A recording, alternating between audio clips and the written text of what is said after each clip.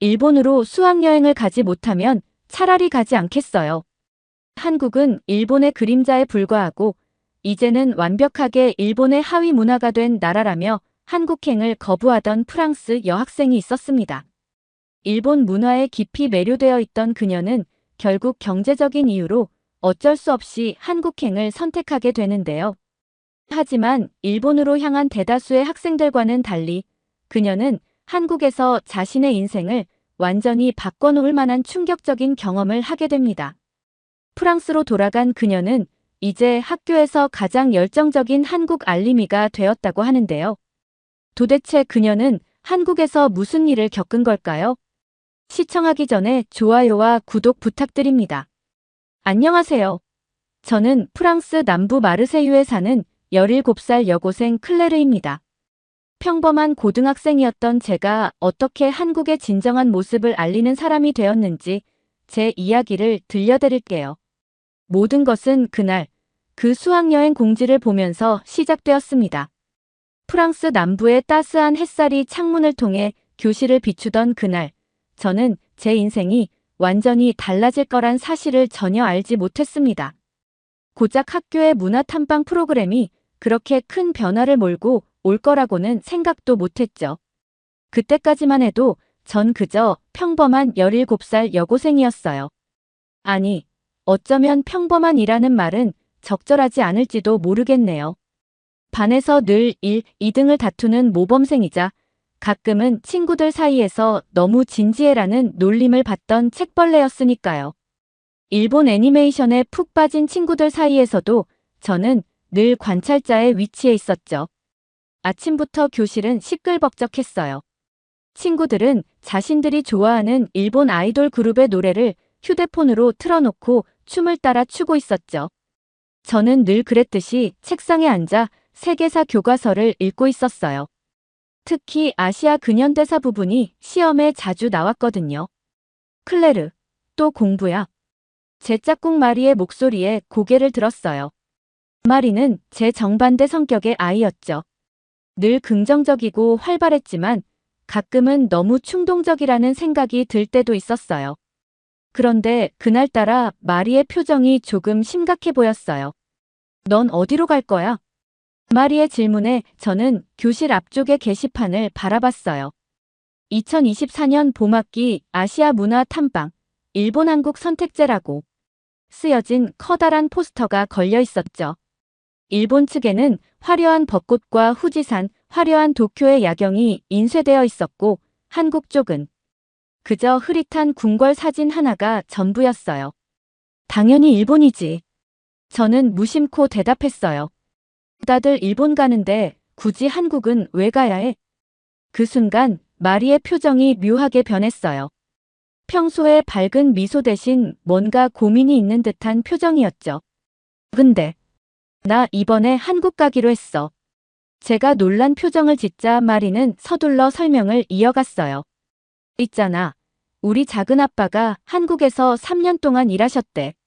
그런데 거기서 보고 들은 이야기들이 우리가 알고 있는 것과 너무 다르다고. 마리의 말이 채 끝나기도 전에 미츠오 선생님이 교실로 들어오셨어요. 일본에서 오신 교환교사셨는데 우리 학교의 아시아 문화 프로그램을 총괄하시는 분이었죠. 선생님은 늘 단정하고 예의 바른 모습이었지만 가끔 수업 중에 보이시는 날카로운 시선은 저를 불편하게 만들었어요. 여러분, 이번 문화 탐방은 매우 중요한 의미를 가집니다. 선생님의 목소리에는 늘 그렇듯 부드러움이 묻어 있었지만 어딘가 강압적인 느낌도 있었어요. 특히 일본 코스를 선택하시는 분들은 진정한 아시아의 정수를 경험하게 될 거예요. 물론 한국도. 선생님은 잠시 말을 멈추셨다가 이어가셨어요. 나쁘진 않지만. 그 순간 마리가 제 옆에서 살짝 한숨을 쉬는 소리가 들렸어요. 저도 왠지 모를 불편함을 느꼈죠. 미츠오 선생님의 말씀에 숨겨진 뉘앙스가 불편했어요. 마치 한국이 일본의 그림자처럼 열등한 모방국가인 것처럼 말씀하시는 게 거슬렸죠. 사실 우리 학교는 몇 년 전부터 급격하게 변해왔어요. 일본 문화원에서 지원하는 프로그램들이 하나둘씩 늘어나더니 어느새 복도마다 일본 문화 홍보 포스터가 가득했죠. 매주 금요일마다 열리는 문화 수업도 대부분 일본 전통 놀이나 다도 체험이었고요. 수업이 끝나고 도서관에서 공부하던 중 저는 우연히 앙드레의 한숨 소리를 들었어요. 앙드레는 평소 과학실에서만 볼 수 있는 조용한 학생이었는데 이상하게 고민에 빠져 있는 것 같았죠. 책상 위에는 여행 경비 계산이 빼곡히 적힌 노트가 놓여 있었어요. 무슨 일 있어? 제가 물었더니 앙드레는 잠시 망설이다가 대답했어요. 나 한국 가야 할 것 같아. 일본은 너무 비싸. 그러면서 앙드레는 자신의 계산 노트를 보여줬어요. 일본 코스는 한국보다 거의 2배에 가까운 비용이 들었죠. 게다가 앙드레의 집은 편부모 가정이라 형편이 넉넉하지 않다는 걸 알고 있었어요. 근데 미츠오 선생님이 장학금을 제안하셨어. 앙드레가 작은 목소리로 말을 이었어요. 일본에 가면 전액 지원해 주신대. 근데 앙드레의 말끝에 담긴 망설임이 마음에 걸렸어요. 왜 이렇게까지 일본행을 강요하는 걸까? 그날 저녁 집에 돌아와 아빠의 서재에 앉아있던 저는 문득 책장 구석에 꽂혀있는 낡은 앨범을 발견했어요. 표지에는 1950년에서 1953년이라고 적혀 있었죠. 클레르. 문득 고개를 들어보니 아빠가 서재 문 앞에 서 계셨어요. 평소엔 잘 보이지 않던 깊은 주름이 아빠의 이마에 선명했죠. 아빠, 이게 뭐예요? 아빠는 잠시 망설이시더니 제 옆에 앉으셨어요. 내 할아버지의 앨범이란다. 한국 전쟁 때에. 저는 깜짝 놀랐어요. 한 번도 들어본 적 없는 이야기였거든요. 앨범을 펼치자 낡은 흑백 사진들이 나왔어요. 군복을 입은 젊은 할아버지의 모습, 그리고 그 옆에는 한 소년이 서 있었죠. 이 사진 속 소년이 바로 할아버지를 살린 아이란다. 아빠의 목소리가 조금 떨렸어요. 전쟁 중에 할아버지가 부상을 입었을 때 이 소년의 가족이 할아버지를 숨겨주고 치료해 주셨지. 목숨을 걸고. 아빠는 잠시 말을 멈추셨다가 이어가셨어요. 할아버지는 늘 말씀하셨어. 한국인들의 자유를 위한 투쟁 정신과 끈기를. 그리고 전쟁 후 폐허에서 일어선 그들의 놀라운 발전을. 하지만 할아버지가 돌아가시고 나서 우리도 점점 잊어가고 있었나 보구나. 저는 사진을 하나하나 넘기며 생각에 잠겼어요. 할아버지께서 이런 이야기를 해주셨다면 제가 한국에 대해 이렇게 무관심했을까요? 그리고 우리 학교에서 보여주는 한국의 모습이 과연 전부일까요? 다음 날 학교에서 제일 먼저 만난 건 말이었어요. 클레르, 나 어제 잠도 못 잤어. 마리가 평소와 다르게 진지한 표정으로 말했어요. 이상하지 않아? 우리가 이렇게 일본 문화만 배우고. 마리의 말이 끝나기도 전에 교실 뒤에서 앙드레의 목소리가 들렸어요. 나도 고민했어. 앙드레가 조용히 말을 이었어요. 장학금은 솔깃했지만 뭔가 이상해. 마치 우리의 선택을 통제하려는 것 같아. 저는 그때까지도 망설이고 있었어요. 하지만 할아버지의 사진이 자꾸 떠올랐죠. 그리고 미츠오 선생님의 강요가 불편하게 느껴졌고요. 나 한국에 가볼래. 제 말에 마리와 앙드레가 놀란 듯이 쳐다봤어요. 정말? 근데 넌 어제까지만 해도. 그래, 나도 몰랐어. 우리가 얼마나 편견에 사로잡혀 있었는지. 그날 오후 미츠오 선생님과의 면담이 있었어요. 선생님의 표정은 평소와 달리 굳어 있었죠. 클레르, 넌 우리 학교의 모범생이잖니. 선생님의 목소리에는 평소의 부드러움이 없었어요. 이번 선택이 내 미래에 어떤 영향을 미칠지 생각해봤니? 저는 처음으로 선생님의 눈을 똑바로 쳐다봤어요. 네, 생각해봤어요. 그래서 더더욱 한국에 가보고 싶어요. 선생님의 표정이 순간 일그러졌다가 이내 평소의 미소를 되찾으셨어요. 하지만 그 미소가 더 이상 따뜻하게 느껴지지 않았죠. 수학여행 신청 마감일, 저는 당당히 한국행을 신청했어요. 마리, 앙드레를 포함해 우리 반에서 총 5명이 한국행을 선택했죠. 나머지 25명은 모두 일본을 선택했고요. 우리가 잘못된 선택을 한 걸까요? 음아리가 불안한 듯 물었어요. 그게 중요한 게 아닐 것 같아. 제가 대답은 그렇게 했지만 사실 저도 불안했어요. 솔직히 말하면 무서웠죠. 하필 제가, 모범생인 제가 다수의 선택과 다른 길을 선택한다는 게 두려웠어요. 앙드레는 창밖을 바라보며 말했어요. 내가 과학실에서 실험할 때 항상 하는 생각이 있어. 모든 가설은 검증이 필요하다는 거야. 우리가 지금까지 배워온 것도 마찬가지 아닐까? 교실 뒤편에서는 일본행을 선택한 친구들이 들떠서 이야기를 나누고 있었어요. 도쿄의 최신 게임 센터, 아키하바라의 애니메이션 숍, 하라주쿠의 패션.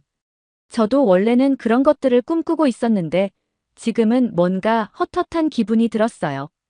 얘들아, 갑자기 마리가 진지한 표정으로 말했어요. 우리만의 스터디 그룹을 만드는 게 어때? 한국에 대해 제대로 공부해보자고. 도서관으로 자리를 옮긴 우리는 각자 노트북을 펼쳤어요. 처음으로 우리만의 렌즈로 한국을 바라보기 시작한 거죠. 놀랍게도 한국은 제가 알고 있던 것과는 전혀 달랐어요. 세계 최고 수준의 기술력, K-팝으로 대표되는 대중문화의 힘, 그리고 5,000년의 역사와 전통이 고스란히 남아있는 나라. 이거 봐. 앙드레가 흥분된 목소리로 외쳤어요. 화면에는 한국의 경제 지표가 띄워져 있었죠. 1인당 국민소득, 수출 규모, 기술혁신 지수. 모든 면에서 한국은 세계 최상위권이었어요. 근데 우리 교과서에는 왜 이런 내용이 하나도 없지? 음아리가 고개를 갸웃거렸어요. 잠시 후 도서관으로 들어오신 미츠오 선생님과 눈이 마주쳤어요. 선생님은 우리를 한참 바라보시더니 입을 열으셨어요. 여러분, 방과 후에 잠깐 시간 있나요? 이야기를 나누고 싶은데. 선생님의 목소리는 부드러웠지만 어딘가 모르게 차가운 기운이 느껴졌어요. 저는 할아버지의 사진이 든 지갑을 꼭 쥐었죠. 이제 와서 물러설 순 없었으니까요. 네, 선생님. 저희도 드릴 말씀이 있어요. 밖에선 봄바람이 불고 있었어요. 벚꽃잎이 휘날리는 모습이 왠지 모르게 쓸쓸해 보였죠. 마치 지금까지의 제 모습처럼요. 하지만 이제는 달라질 거예요. 우리 5명은 서로를 바라보며 작게 미소를 지었어요. 이게 바로 우리만의 작은 혁명의 시작이었나 봐요. 수동적으로 받아들이기만 했던 것들에 대해 의문을 던지고 진실을 찾아 나서는. 그때는 몰랐어요. 이 선택이 제 인생을 완전히 바꿔놓을 거라는 것을. 그리고 제가 알고 있던 모든 것들이 얼마나 왜곡되어 있었는지도요. 드디어 인천국제공항에 도착했습니다. 12시간의 긴 비행 끝에 한국 땅을 밟는 순간 저는 이상한 떨림을 느꼈어요. 학교에서 늘 한국은 일본의 그늘 아래 있는 나라라고 배웠는데 제 눈앞에 펼쳐진 광경은 전혀 달랐죠. 이게 정말 공항이야? 음아리가 놀란 목소리로 말했어요. 저도 이해가 됐습니다. 우리가 탑승했던 파리샤를 드골 공항보다 더 현대적이고 깔끔했거든요. 천장에서는 커다란 LED 스크린이 우리를 반겼고 로봇 안내원이 자연스럽게 프랑스어로 인사를 건넸어요. 비행벤이 아코레. 로봇의 완벽한 프랑스어 발음에 우리 모두 깜짝 놀랐죠. 인천공항에서 본 광경은 더욱 놀라웠어요. 여기저기 주인 없는 캐리어들이 홀로 서 있었죠. 심지어 공항 밖 버스 정류장에서도 사람은 없고 가방만 줄지어 서 있었어요. 파리였다면 상상도 할 수 없는 광경이었죠. 이런 게 바로 세계 최고 수준의 치안이구나 싶었어요. 여러분, 이쪽으로 오세요. 우리를 맞이한 한국인 가이드 진수 씨는 유창한 프랑스어로 말씀하셨어요. 먼저 공항철도를 타고 서울로 이동하겠습니다. 공항철도로 향하는 동안 저는 계속해서 주변을 둘러보았어요. 모든 것이 깔끔하게 정리되어 있었고 사람들의 움직임도 질서정연했죠. 일본에 대해서만 배워왔던 저희에게 이건 충격적인 광경이었어요. 봐. 저기 봐. 앙드레가 갑자기 소리쳤어요. 공항철도 플랫폼에 도착하자 디지털 스크린이 벽면 가득 펼쳐져 있었고 실시간으로 열차 위치와 혼잡도가 표시되고 있었죠. 한국의 대중교통 시스템은 세계 최고 수준입니다. 진수 씨가 자부심 가득한 목소리로 설명해 주셨어요. 특히 서울의 지하철은 그때였어요. 옆에서 갑자기 들려온 날카로운 비명 소리. 한 일본인 관광객이 지갑을 잃어버렸다며 당황해하고 있었죠. 그런데 그 순간 벌어진 광경은 저희를 더욱 놀라게 했어요. 주변에 있던 한국인들이 즉시 달려와 도와주기 시작했어요. 누군가는 영무원을 불렀고 또 다른 사람은 CCTV 확인을 요청했죠. 심지어 한 할머니는 자신의 지갑을 열어 택시비를 건네려고 하셨어요. 이런 모습 처음 봐요. 마리가 감동한 듯 말했어요. 우리가 배웠던 것과 너무 달라. 열차에 탑승하자 또 다른 놀라움이 기다리고 있었어요. 차량 내부는 놀랍도록 깨끗했고 무료 와이파이는 기본, 심지어 열차 안에서 5G 신호가 끊기지 않았죠. 프랑스에서는 지하철 안에서 통화가 잘 안 되는데 제가 말하자 진수 씨가 웃으며 대답하셨어요. 한국은 IT 강국이니까요. 지하철뿐만 아니라 산 정상에서도 인터넷이 잘 됩니다. 서울역에 도착했을 때 저희를 기다리고 있던 것은 또 다른 충격이었어요. 거대한 역사 내부에 쇼핑몰과 식당가가 들어서 있었고 디지털 안내 시스템은 다국어 서비스를 제공하고 있었죠. 저기 봐, 저 할머니. 앙드레가 가리킨 곳을 보니 한 할머니께서 키오스크로 능숙하게 기차표를 예매하고 계셨어요. 프랑스에서는 어르신들이 디지털 기기 사용을 어려워하시는데 이런 모습이 신선했죠. 호텔로 가는 길에 본 서울의 야경은 더욱 놀라웠어요. 화려한 네온 사인과 첨단 빌딩들 사이로 고풍스러운 한옥이 보였고 거리는 깨끗하게 정돈되어 있었죠. 여러분, 잠시 멈춰볼까요? 진수 씨가 말씀하셨어요. 청계천이란 곳이었죠. 이곳은 원래 복개된 도로였어요. 하지만 시민들의 삶의 질을 위해 다시 하천으로 복원했답니다. 물길을 따라 걸으며 진수 씨는 계속 설명해 주셨어요. 한국은 경제 발전만큼이나 환경과 문화 보존도 중요하게 생각합니다. 이 청계천처럼요. 그때 마리가 갑자기 걸음을 멈췄어요. 저기 봐요. 저 할아버지들. 다리 아래에서는 몇몇 어르신들이 바둑을 두고 계셨는데 그 옆으로는 젊은이들이 태블릿으로 작업을 하고 있었죠. 전통과 현대가 이렇게 자연스럽게 공존하는 모습이 인상적이었어요. 호텔에 도착해서도 놀라움은 계속됐어요.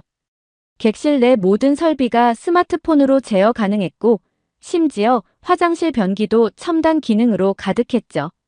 이게 정말 우리가 알고 있던 한국이 맞나? 앙드레가 침대에 앉으며 말했어요. 학교에서 배운 것과 너무 다른데. 창밖으로 보이는 서울의 야경을 바라보며 저는 깊은 생각에 잠겼어요. 우리는 얼마나 많은 거짓된 정보 속에서 살아왔던 걸까요? 왜 이런 놀라운 나라의 진짜 모습을 우리에게 보여주지 않았을까요? 첫날 밤, 저는 일기장을 꺼내 적었어요. 오늘 본 한국은 우리가 배웠던 것과는 전혀 달랐다. 이곳에는 일본의 그림자가 아닌 한국만의 빛나는 색채가 있었다. 다음 날 아침, 호텔 조식을 먹으러 가는 길에 우연히 마주친 일본인 관광객 가족의 대화가 들렸어요. 여보, 우리가 알던 것보다 훨씬 발전했네요. 도쿄보다 더 현대적인 것 같아요. 그 말을 들으며 저는 생각했어요.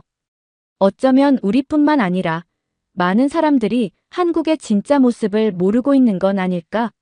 그리고 우리 학교에서 이토록 한국을 폄하하려 했던 이유가 혹시 이런 진실을 감추고 싶어서였던 걸까?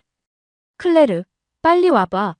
우마리의 외침에 생각을 멈추고 고개를 돌렸어요. 조식당 창가에서 마리가 손짓하고 있었죠. 해가 떠오르는 서울의 아침 풍경이 창 너머로 펼쳐지고 있었어요. 전통기와가 빛나는 경복궁 지붕 너머로 현대적인 고층 빌딩들이 솟아있는 모습. 그 광경은 마치 한국이라는 나라를 상징하는 것 같았어요. 과거와 현재가 조화롭게 공존하는, 그러면서도 끊임없이 미래로 나아가는 역동적인 나라. 우리가 며칠 동안 더 많은 걸 보게 될까? 앙드레가 커피를 마시며 물었어요. 그럼. 저는 확신에 찬 목소리로 대답했죠. 이제 겨우 시작이야. 우리가 몰랐던 진짜 한국을 발견하는 여정이. 창 밖으로 아침 햇살이 쏟아지고 있었어요. 그 빛 속에서 서울은 더욱 빛나 보였죠. 이제 저는 확신할 수 있었어요. 이번 여행이 제 인생을 완전히 바꿔놓을 거라는 걸. 그리고 그건 결코 나쁜 변화가 아닐 거라는 걸요. 아침 일찍 일어나 창밖을 바라보니 서울의 활기찬 모습이 눈에 들어왔어요. 오늘은 본격적인 관광이 시작되는 날이었죠. 첫 목적지는 경복궁이었습니다. 여러분, 이곳은 조선 왕조의 법궁이에요. 진수 씨의 설명이 시작되었죠. 600년 전에 지어진. 그런데 갑자기 마리가 제 팔을 잡아당겼어요. 클레르, 저기 봐. 고개를 돌리니 정문 앞에서 수십 명의 관광객들이 줄을 서서 한복을 입고 있었어요. 알고 보니 궁궐 안에서는 한복을 입으면 무료 입장이 가능하다고 했죠. 게다가 한복 대여점에서는 외국인들을 위한 다국어 서비스까지 제공하고 있었어요.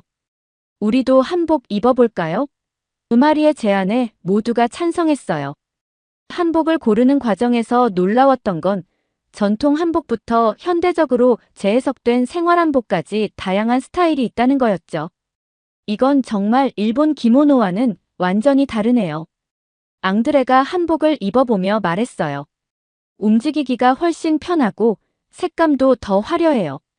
한복을 입고 경복궁으로 들어서는 순간 마치 시간 여행을 하는 것 같았어요.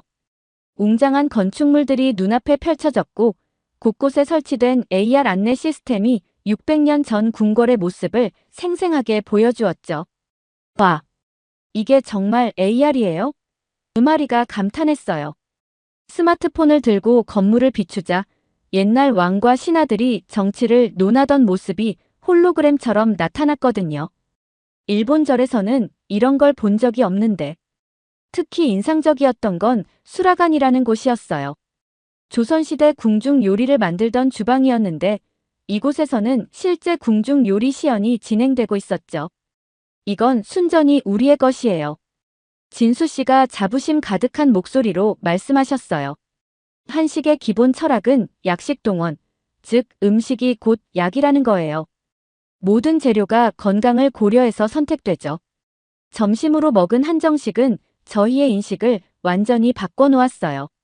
수십 가지의 반찬들이 조화롭게 어우러진 모습은 마치 예술 작품 같았죠. 특히 발효 음식인 김치의 맛은 충격적이었어요.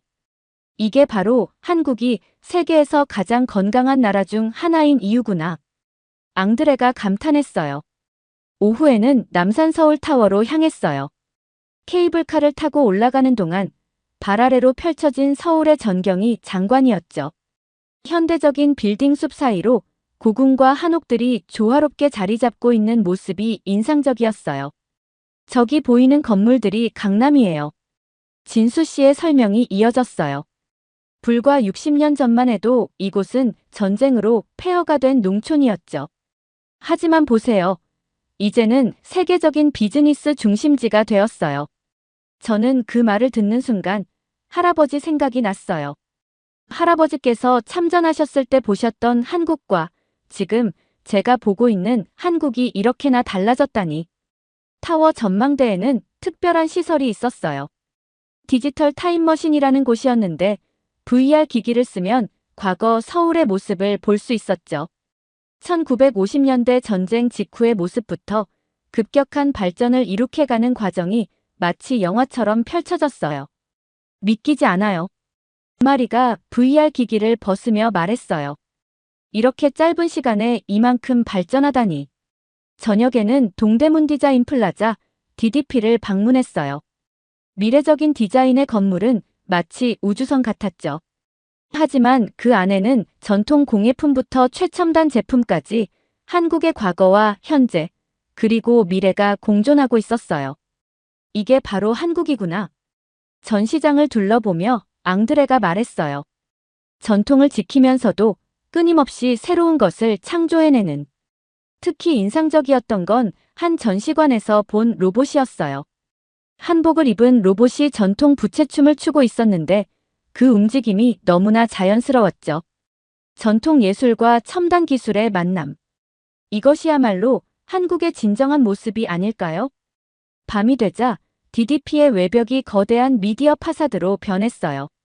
한국의 전통 문양이 현대적인 디지털 아트와 어우러져 환상적인 장면을 만들어냈죠. 그걸 보면서 저는 생각했어요. 우리가 알고 있던 한국은 얼마나 단편적이었던가. 호텔로 돌아오는 길에 지하철을 탔는데 한 할머니께서 스마트폰으로 넷플릭스를 보고 계셨어요. 옆자리에서는 고등학생으로 보이는 학생이 태블릿으로 공부를 하고 있었고요. 프랑스였다면 상상도 할 수 없는 광경이에요. 마리가 속삭였어요. 지하철에서 와이파이가 이렇게 잘 되다니. 저는 오늘 하루 동안 본 것들을 정리하며 생각에 잠겼어요. 경복궁의 전통과 첨단 기술이 어우러진 AR 체험, 건강을 생각하는 한식의 철학, 그리고 놀라운 속도로 발전해온 도시의 역사.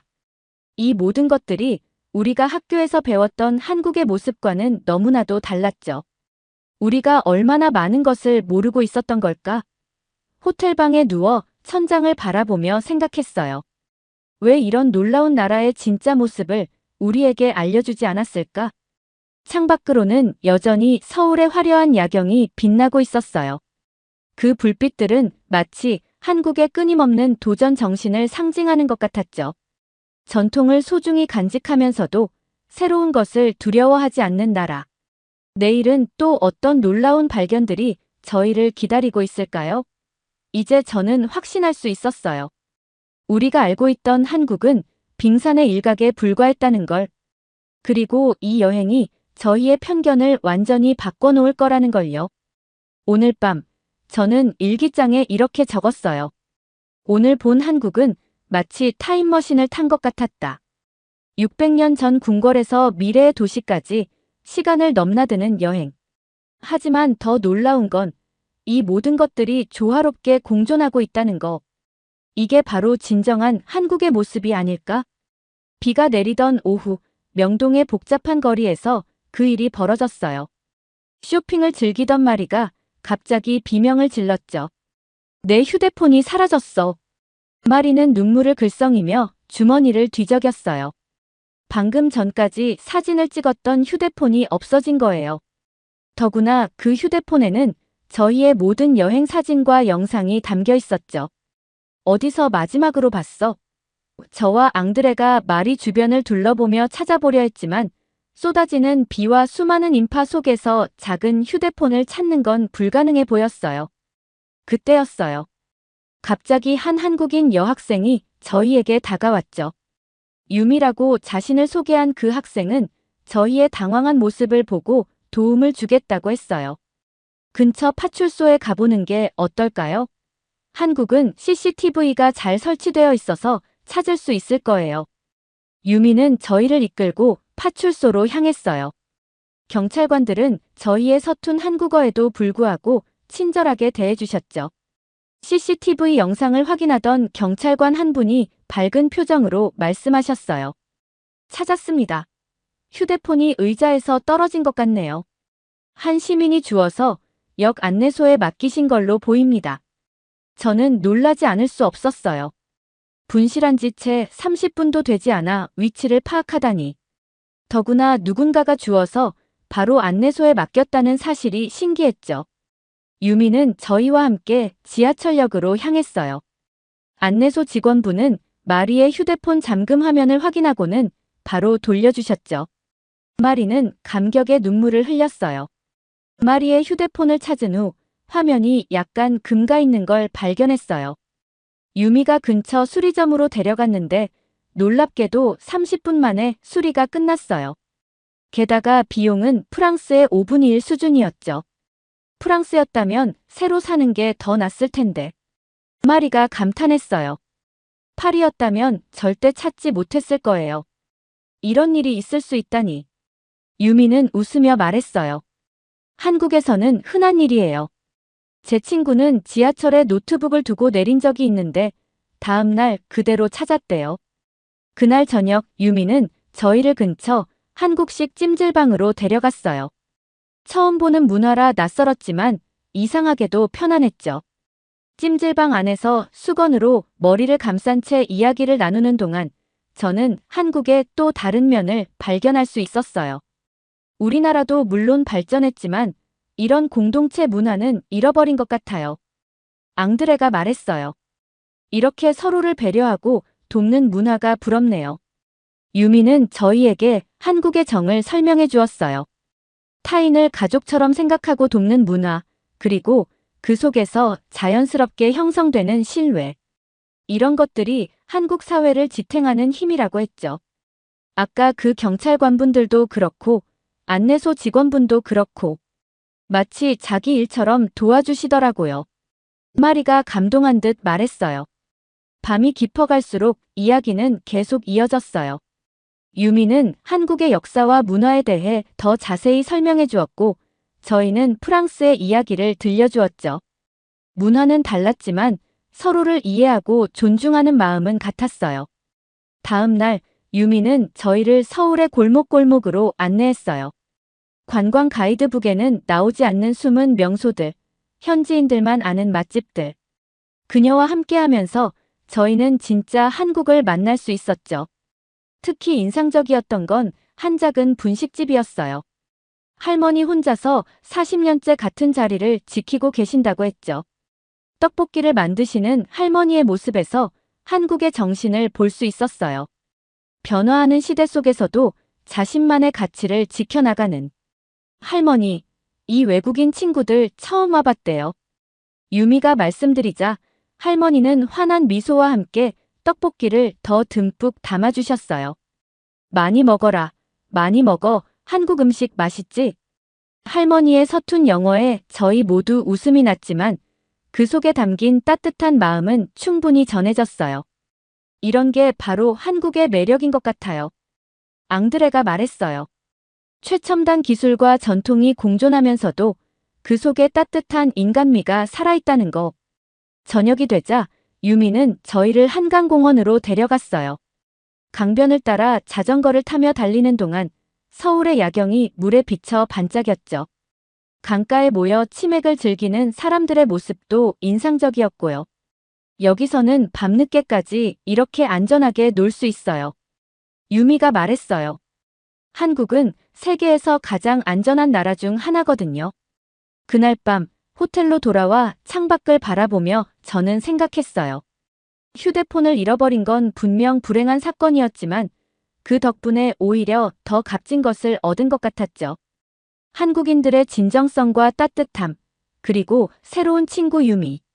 마리는 이제 휴대폰을 더 조심스럽게 다루게 됐다며 웃었어요. 하지만 그보다 더 중요한 건 우리 모두가 한국에 대한 새로운 시각을 갖게 됐다는 거예요. 처음에는 단순한 관광이었는데 이제는 마치 제2의 고향을 찾은 것 같아요. 마리가 말했죠. 맞아요.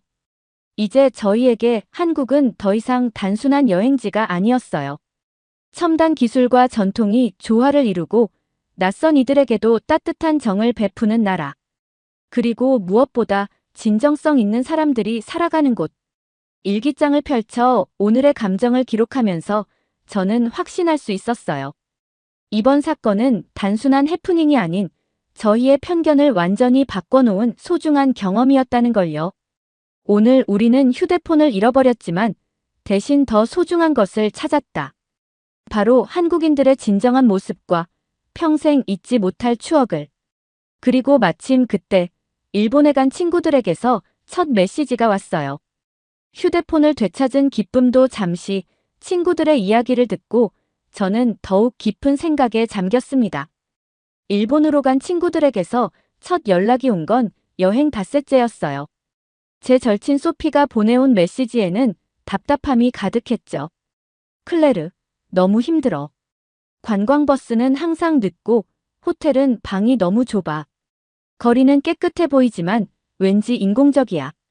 그리고 가장 큰 문제는 소통이 안 된다는 거야. 저는 막 홍대 카페에서 맛있는 아메리카노를 마시며 유미와 이야기를 나누던 참이었어요. 소피의 메시지를 보여주자 유미가 웃으며 말했죠. 도쿄는 겉으로는 화려해 보이지만 실제로 살아보면 불편한 점이 많다고 해요. 특히 외국인에 대한 배타적인 분위기가.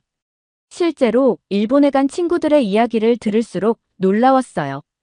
관광지는 철저히 통제되어 있어서 자유로운 관광이 어렵다고 했죠. 심지어 어떤 가게는 외국인 출입을 거부하기도 했다고 해요. 여기 봐, 클레르. 앙드레가 자신의 태블릿을 보여줬어요. 일본에 간 친구들이 공유한 사진이었죠. 모든 게 관광객용으로 포장되어 있어. 진짜 일본인들의 삶은 전혀 볼 수 없어. 반면 저희의 한국 여행은 달랐어요. 현지인들과 자연스럽게 어울리며 진짜 한국의 모습을 경험할 수 있었죠. 유미 덕분에 더 많은 것을 보고 배울 수 있었어요. 우리 학교에서는 늘 일본이 아시아의 중심이라고 가르쳤는데 마리가 한숨을 쉬며 말했어요. 이제 보니 그건 완전한 오해였네요. 그날 오후 저희는 삼성전자 디지털시티를 방문했어요. 일본의 전자회사들이 쇠퇴하는 동안 한국 기업들이 세계 시장을 석권하게 된 이유를 직접 볼 수 있었죠. 혁신의 속도가 다르다는 게 느껴져요. 앙드레가 감탄했어요. 일본은 과거의 영광에 안주하는 것 같은데 한국은 끊임없이 새로운 것을 창조하고 있어요. 특히 인상적이었던 건 한국의 청년 문화였어요. 홍대와 강남의 거리에는 젊은이들의 에너지가 넘쳤고 새로운 트렌드가 끊임없이 만들어지고 있었죠. 반면 일본에 간 친구들은 젊은이들의 활기를 찾아보기 힘들다고 했어요. 도쿄는 마치 박물관 같아. 소피가 보낸 또 다른 메시지에는 이런 말이 있었어요. 모든 게 예쁘고 정돈되어 있지만 뭔가 생동감이 없어. 유미는 이런 차이가 생긴 이유를 설명해 주었어요. 한국은 항상 도전자의 위치에 있었어요. 그래서 더 열심히, 더 빨리 움직여야 했죠. 반면 일본은 오랫동안 선두주자였기 때문에 안주하기 쉬웠던 거예요. 저녁에는 코엑스 스타필드 도서관에 갔어요. 수천 권의 책이 있는 거대한 서점 겸 도서관이었죠. 일본에 간 친구들은 츠타야 서점을 방문했다고 하는데 규모나 시설면에서 비교가 되지 않는다고 했어요. 여기 봐요. 유미가 천장을 가리켰어요. 빔 프로젝터로 영상이 투사되고 있었죠. 한국은 전통적인 것도 소중히 하지만 새로운 시도를 두려워하지 않아요. 다음 날 저희는 현대미술관을 찾았어요.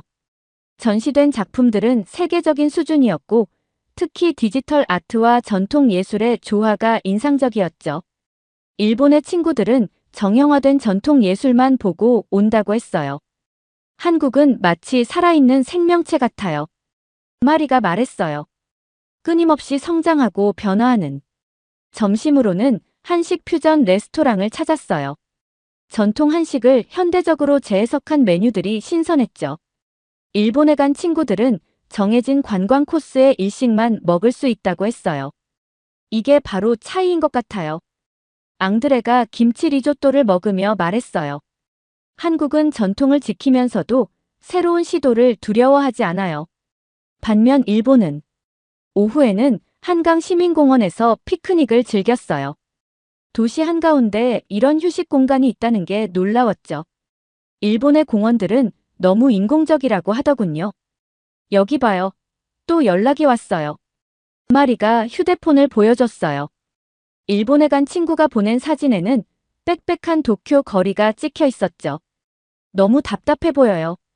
밤에는 남산 꼭대기에 올라가 서울의 야경을 감상했어요.